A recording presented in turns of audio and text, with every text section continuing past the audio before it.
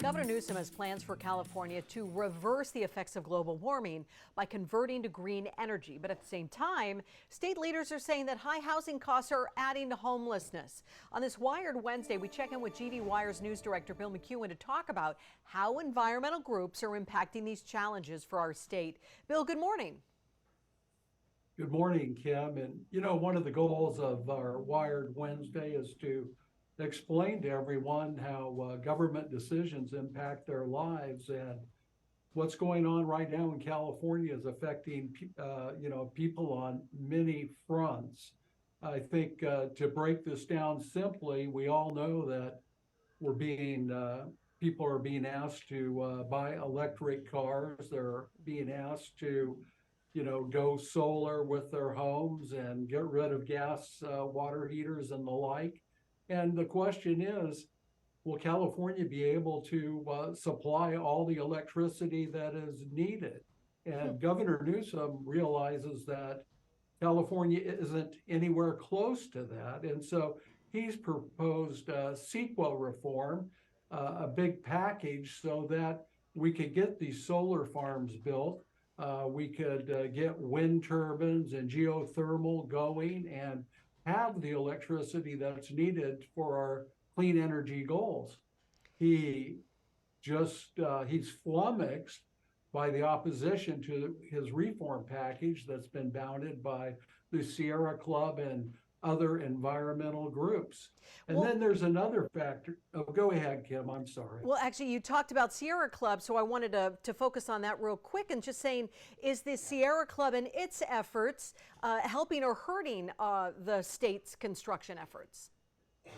Well, no, they're blocking it, and this is what upset Governor Newsom so much. He said, "I licked stamps and envelopes for the Sierra Club when I was a kid, and where we need them to join me in bringing about reasonable reforms so we can meet our goals, they're blocking me." And Governor Newsom isn't one to lose his cool, but on this one. He just spilled his guts recently about his frustrations with this. It was kind of out of character for the governor. Wow. And you were talking about CEQA, California Environmental Quality Act, right? Yes, we are. And so CEQA has done a lot of good things.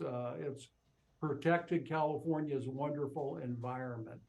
Unfortunately, the way the law has been written, it's also been used to block major projects and minor projects as well. Even affordable housing construction have been blocked by people wielding the CEQA hammer. And so, governors for the last 25, 30 years have been trying to get reform, and it's like just doesn't happen. And so that's frustrating because California right now, we need more housing. We know that high housing costs are driving homelessness.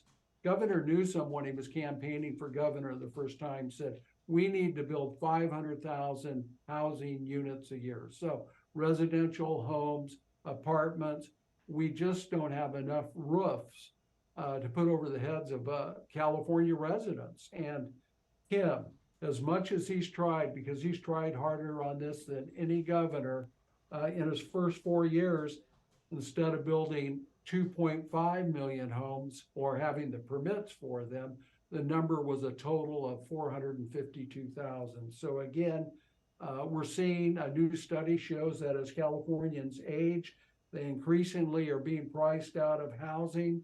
They can't even afford an apartment. And this is driving the exodus of people from this state. So I think Governor Newsom has a good handle on it. He's proposed a lot of good ideas. He's put pressure on cities to permit more housing, but the cities can't realize their goals as long as we have this CEQA law that is just so, not flexible and not reflective of reality. Yeah, and to see the governor at odds with traditional allies, certainly new or different.